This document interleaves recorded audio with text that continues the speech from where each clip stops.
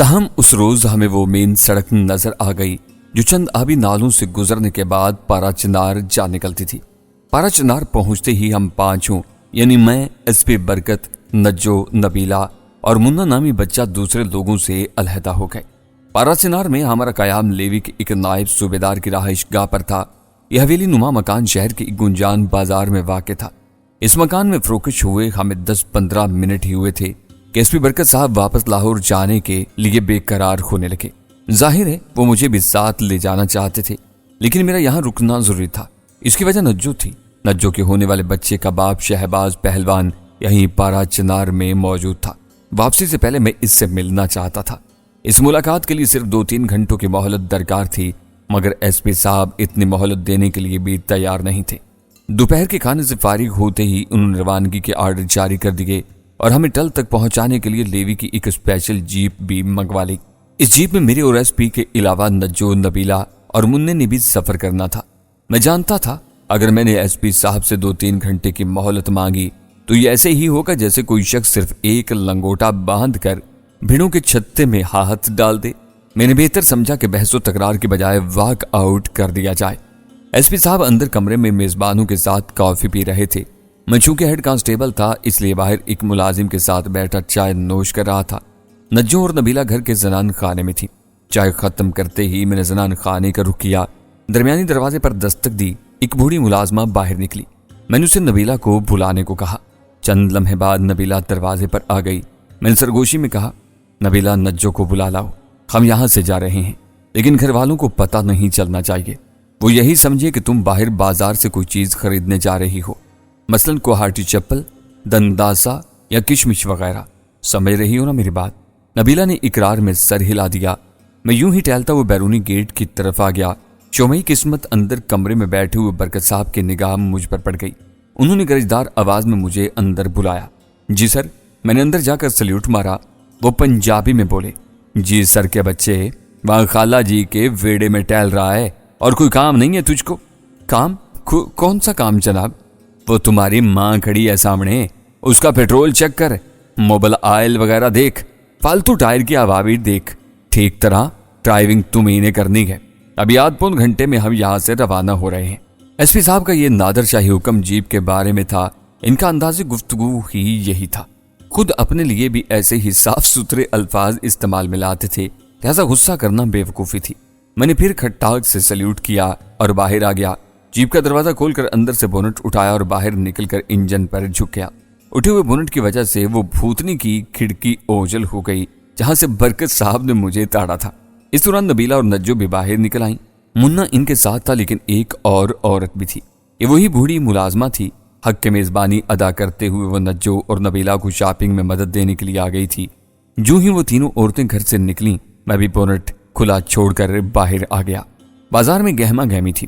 دائیں جانب 40-50 قدم آگے بازار مزید تنگ ہو جاتا تھا اور وہاں صحیح معنوں میں کھوے سے کھوا چل رہا تھا۔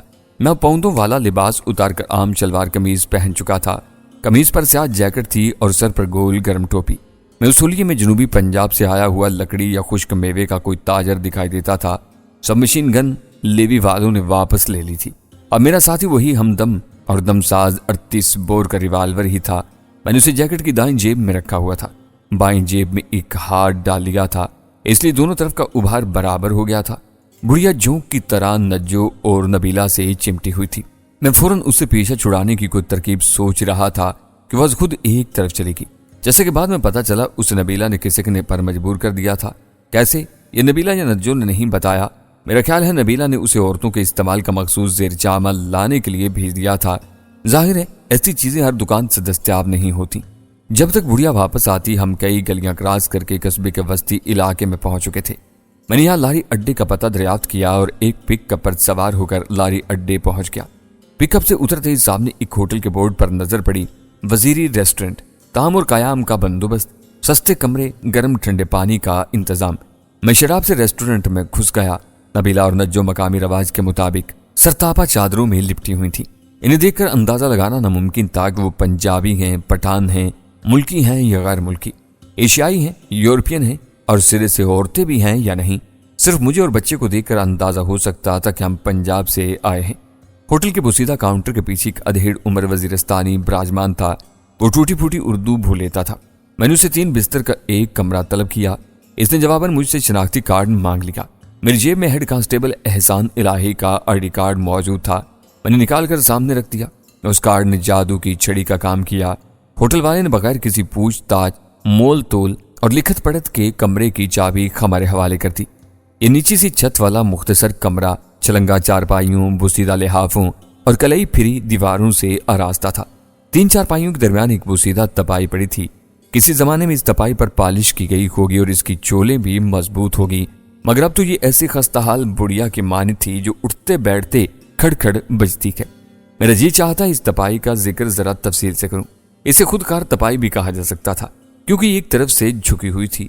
جوں ہی چائے کے برتن تپائی پر رکھے جاتے تھے، چائے دانی سے چائے خود بخود پیالیوں میں آنے لگتی تھی۔ اسی طرح سالن بھی ڈونگے سے پلیٹوں میں چلا آتا تھا۔ لقمہ توڑنے کے لیے دونوں ہاتھ استعمال کرنے پڑتے تھے۔ ایک ہاتھ سے لقمہ توڑا جاتا تھا اور دوسرے سے تپائی تھامی جاتی تھی۔ جہاں کسی نے اس اصول کی خلاف ورزی کی، تپائی فوراً ناراض ہو گئی اور جوڑو کراٹے کا کوئی ایسا پینترا بدلا کہ اوپر رکھی ہوئی ہر شے تہو بالا کرتی۔ وزیری ہوٹل کی وہ یادگار تپائی اب بھی میرے ذہن میں ہے اور اس کی یاد آتے ہی کئی لطیفے خود بخود ذہن کو گدگدانے لگتے ہیں۔ اس تپائی نے ہمارے 4 روزہ قیام کے دوران جو آخری کارنامہ انجام دیا وہ یہ تھا کہ ہمارے ایک مہمان نے اس تپائی پر تشریف رکھنے کی حماقت کی اور تپائی نے اس کی تشریف پر ایسی خوشکاں چھٹکی کاٹی کہ وہ کئی روز بلبلاتا رہا۔ اس مہمان کا ذکر آگے آئے گا۔ نجو نبیلہ اور منع کو ہوٹل میں سیٹ کر کے میں شہباز پہلوان کی تلاش میں نکل کھڑا ہوا۔ اب شام کے سائے پھیل رہے تھے اور سردی میں خاطر خواہ اضافہ ہو گیا تھا۔ میں نے باہر نکلنے سے پہلے ایک بڑے کمبل کی بکل ماری۔ اس کمبل نے جہاں مجھے سردی سے محفوظ رکھا، وہاں میری شناخت کو بھی دھندلا دیا۔ لاری اڈے کی طرف جاتے ہوئے میں ایس پی صاحب کے بارے میں سوچ رہا تھا۔ ان کی حالت کا تصور کرنا میرے لیے مشکل نہیں تھا۔ اگر میں اس وقت ان کے سامنے ہوتا تو یقیناً وہ دفعہ 302 میں اندر ہو جاتے۔ تیسری یا چوتھی مرتبہ میں انہیں بتائے بغیر موقع سے غائب ہوا تھا، اور ایسے وقت غائب ہوا تھا جب وہ میری غیر حاضری کسی طرح افورڈ نہیں کر سکتے تھے۔ میرے تصور میں انہیں دانت کچکچاتے اور سر کے بال نوچتے دیکھا۔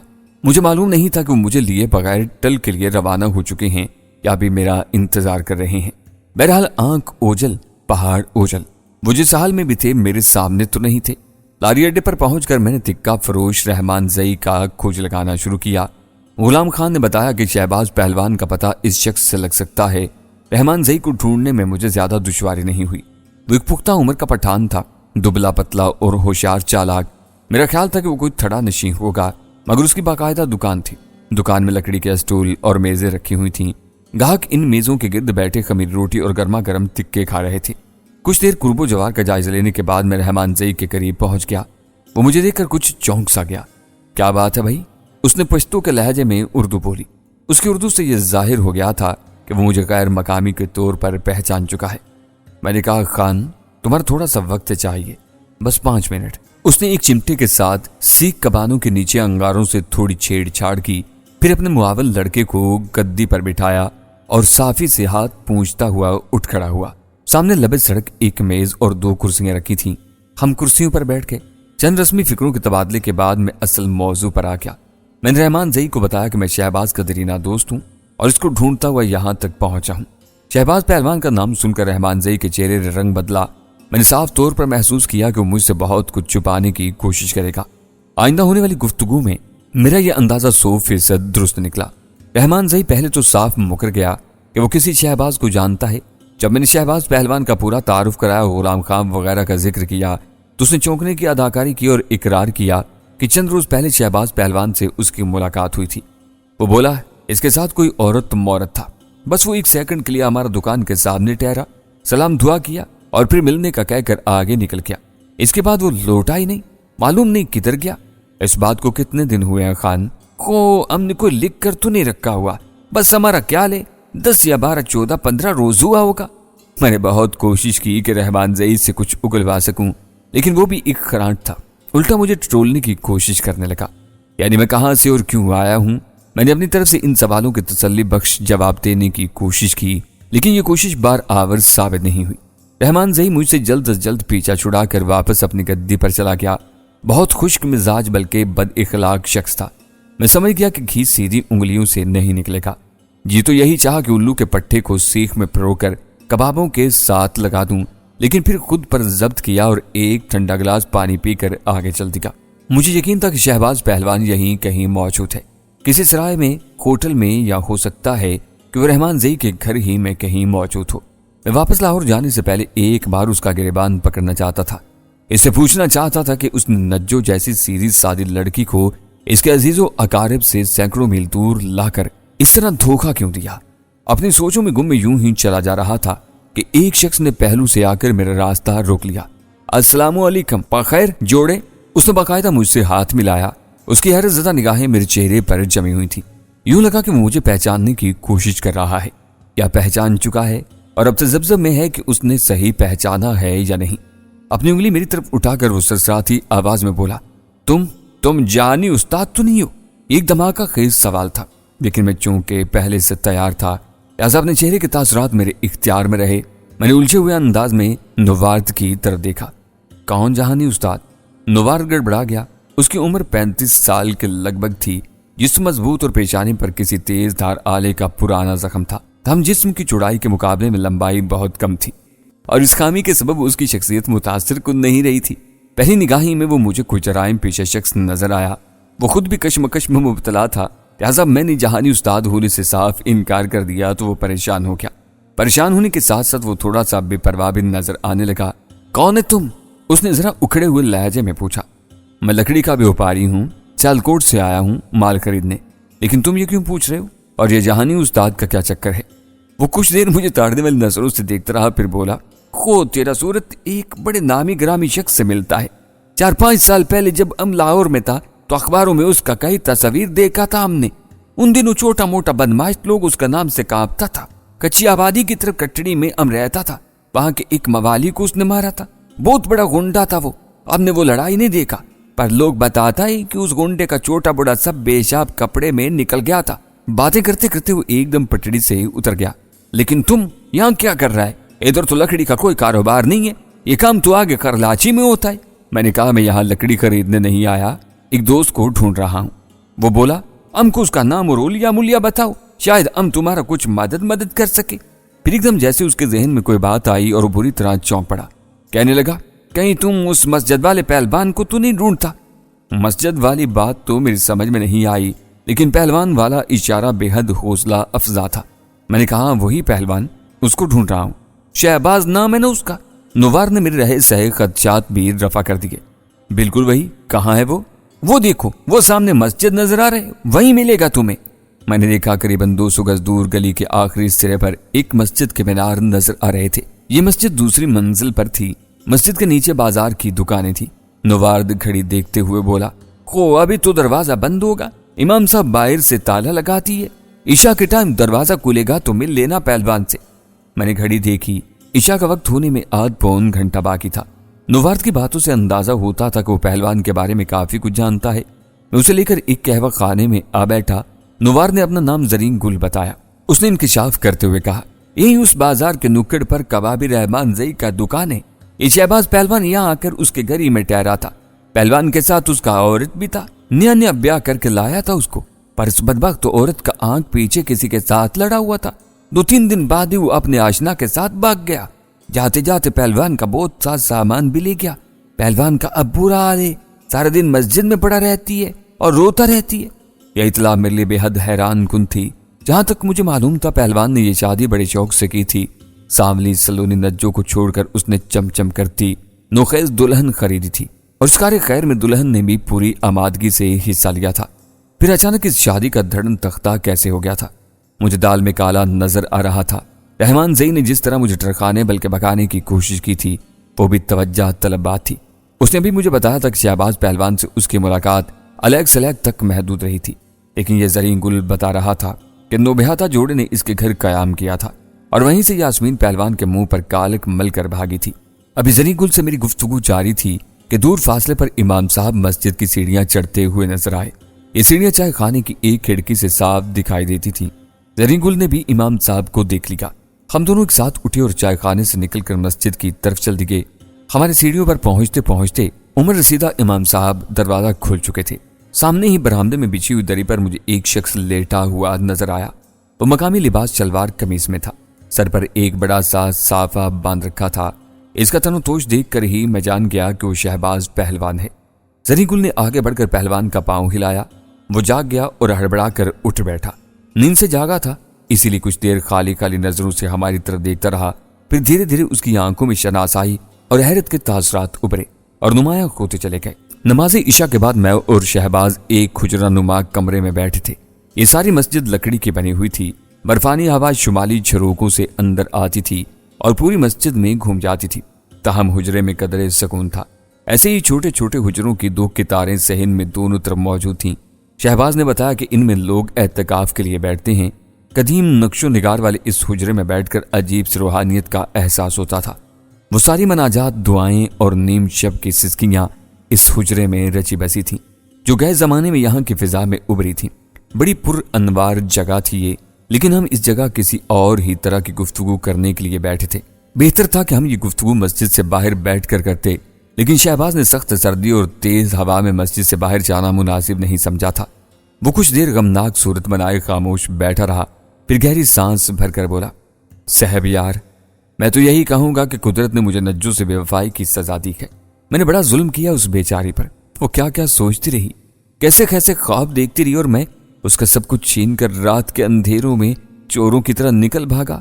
کبھی کبھی تو سوچتا ہوں یہ سزا بھی میرے لیے کم ہے۔ میں نے پوچھا، لیکن یہ سب ہوا کیسے، اور پھر اتنی جلدی شادی کے چوتھے پانچویں روز ہی؟ پہلوان نے سرد آہ بھری۔ اس حرام زادی کا یار شادی کے روز ہی سے ہمارے پیچھے تھا۔ اس کا ارادہ تو یہی تھا کہ ہمیں ایک رات بھی اکٹھا نہ رہنے تھے، مگر اسے موقع نہیں مل سکا۔ ہم باگڑ کھیل سے روانہ ہوتے ہی ایک قافلے میں شامل ہو گئے تھے۔ یہ قافلہ ہمارے ساتھ ہی یہاں پارا چنار پہنچا۔ یہاں رحمان زئی نے ہمیں گھر میں مہمان ٹھہرا لیا۔ رحمان زئی پہلے لنڈی کوتل میں کباب بیچتا تھا اور میری اسے وہیں جان پہچان ہوئی تھی۔ اس نے کہا کہ جب تک کرائے کا مکان نہیں ملتا ہم اس کے گھر میں رہ لیں۔ گھر میں رحمان زئی کی بیوی کے علاوہ 3 بچے اور 2 بھائی بھی رہتے ہیں۔ ان سب پر میری وجہ سے مصیبت آئی۔ ایک رات کسی نے کھانے میں بے ہوشی کی دوا ملا دی۔ ظاہر ہے یہ کام یاسمین کے عاشق نے کروایا تھا۔